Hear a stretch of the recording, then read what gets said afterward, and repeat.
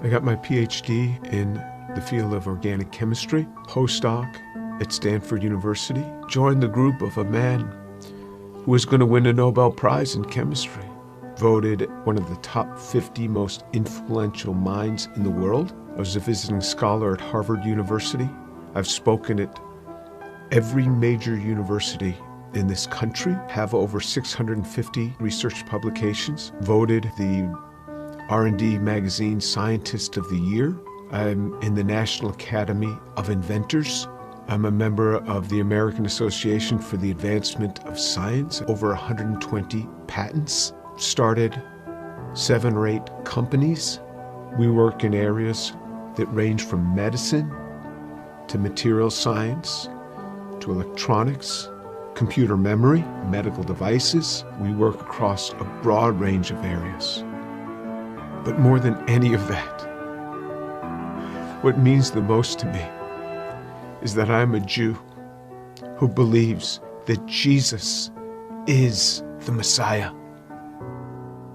I grew up just outside of New York City. I thought everybody was Jewish. I didn't even know that there was anything else.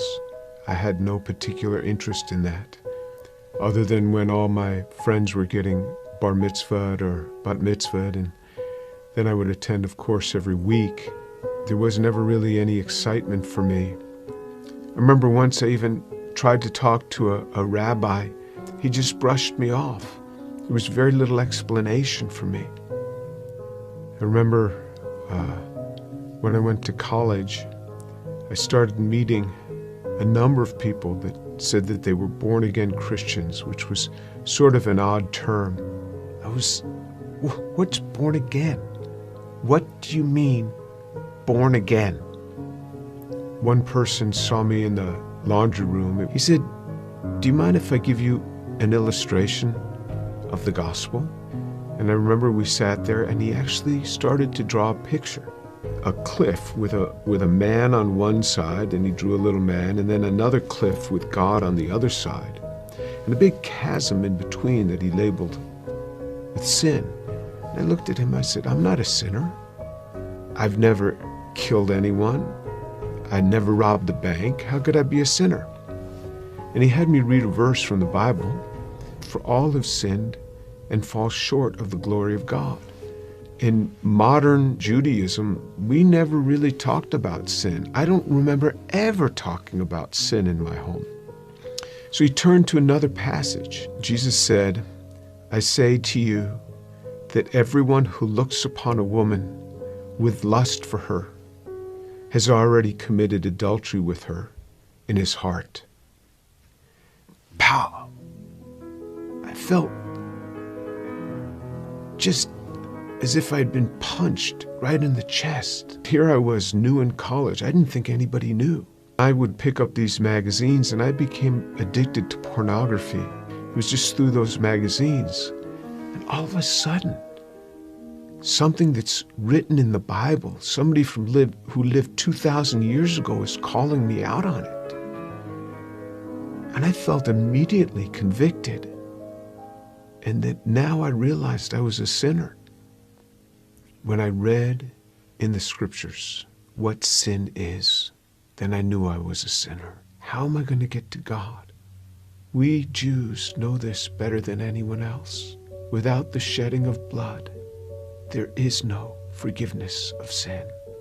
This description in Isaiah 53 of how he will bear upon himself my sin, the things that I had done. And this was him. This was the man that took this upon himself on the cross. The perfect God comes and gives himself for us. He is the one that gives himself for us. I started to realize how Jewish the New Testament is. This book is so Jewish. The New Testament is so Jewish. It's all around Jewish people. And then on November 7th, 1977, I was all alone in my room. The realization that Yeshua is the one who died on the cross. And I said, "Lord, I am a sinner. please forgive me. Come into my life. And then all of a sudden, someone was in my room. And I opened my eyes. I was on my knees. I opened my eyes. Who's in my room? That man, Jesus Christ, stood in my room. This amazing sense of God.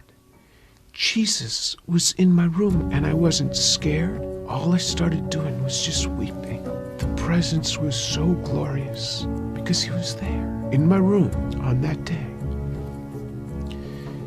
And I didn't want to get up. And this amazing sense of forgiveness just started to come upon me. That was him. Finally, I got up. I didn't know what to do. I didn't know who to tell. Here's this Jewish kid from New York City. What am I going to say? My cousins were shocked. How could you do that? You're Jewish. Telling my mother how I had invited Jesus into my life. She didn't say much. She was weeping. She told my father they weren't happy at all. And she said, I don't blame them for killing Jesus after the things that he said.